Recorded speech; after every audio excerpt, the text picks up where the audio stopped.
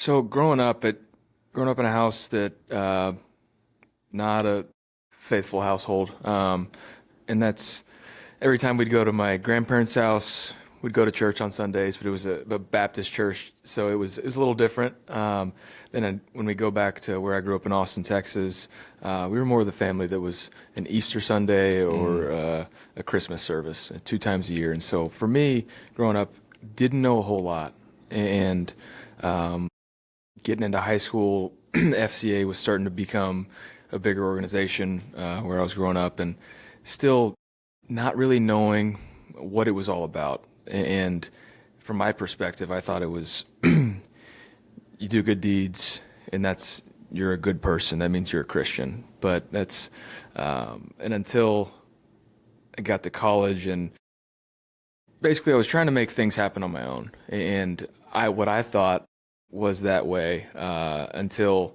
getting into college, when my first adversity of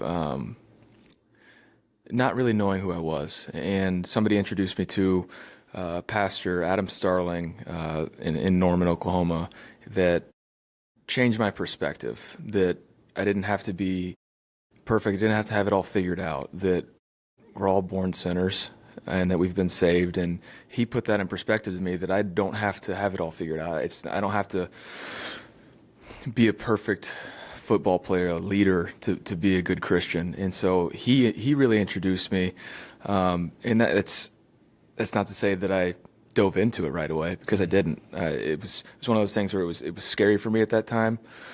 Fast forward to getting into the NFL, get drafted to Cleveland. Drew Stanton and Kristen Stanton, who I think they were in their 9th year in the league, they were huge mentors for us, and they were the first couple that said, "Come to PAO. We're going to sponsor you. Just show up. Just make sure you get there." And we're like, okay, not really knowing what it was. And when we first showed up, we got married in 2019.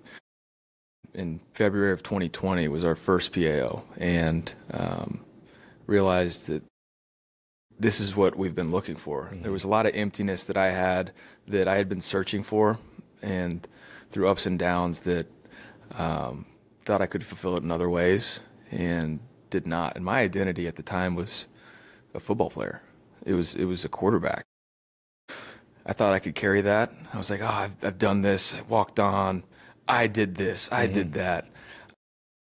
Fast forward a couple years into my NFL career, God taught me a lesson. He had to take my career down to the studs and make me realize that I'm more than a football player.